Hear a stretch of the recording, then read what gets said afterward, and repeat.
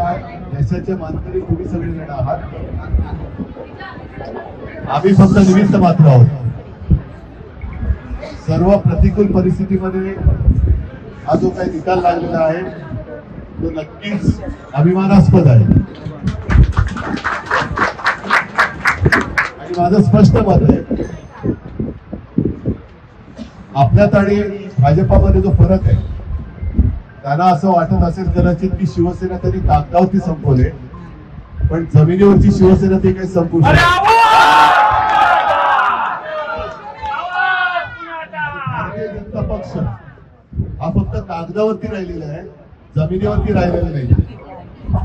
कारण सर्व साम दाम दंड भेद, लालूच, आमिष, यंत्रणेचा दुरुपयोग हे सगळे प्रकार त्यांनी केले. गद्दार विकले गेले, पण निष्ठा विकत नाही घेऊ शकले. ते निष्ठेला मी मानाचा मुजरा करतो. जबाबदारी आता आपली वाढलेली आहे.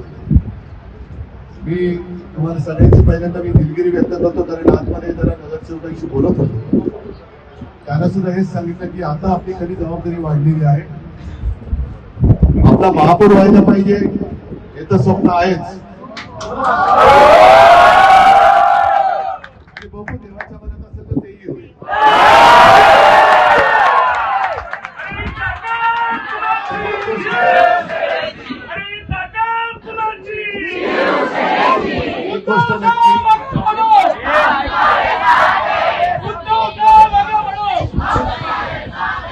एक गोष्ट नक्की, की आपण तो जरी आपल्याला गाठू शकलो नाही तरी त्यांनी गद्दारी करून विजय मिळवलेला आहे.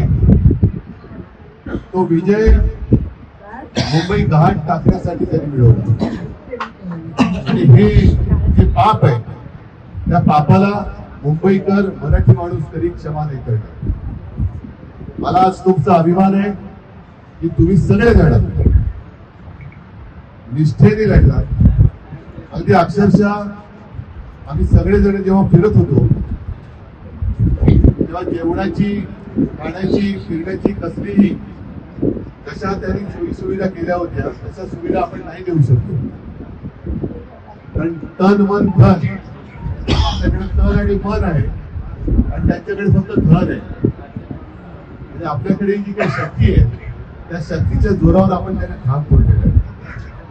आणि ही शक्ती आता जी काही एकवटलेली आहे ती शक्ती अशीच एकजुटीने एकत्र ठेवा की जेणेकरून पुढच्या पिढ्यांना सुद्धा तुमचा अभिमान वाटेल की अरे माझे आई बाबा असतील, दादा असेल, ताई असेल, हे गद्दार जरी विकले गेले तरी हे माझ्या भवितव्यासाठी पैसे घेत असताना सुद्धा विकले गेले नाही.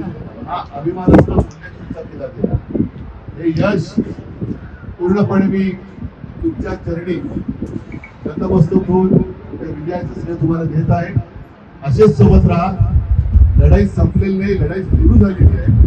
आणि तुमची जी काही जिद्द आहे, शेवटी जिद्द महत्वाची असते. जिद्द कोणी विकतची जिद्द कोणी आणू नाही शकत आणि जिद्द कोणी विकत घेऊ शकत नाही.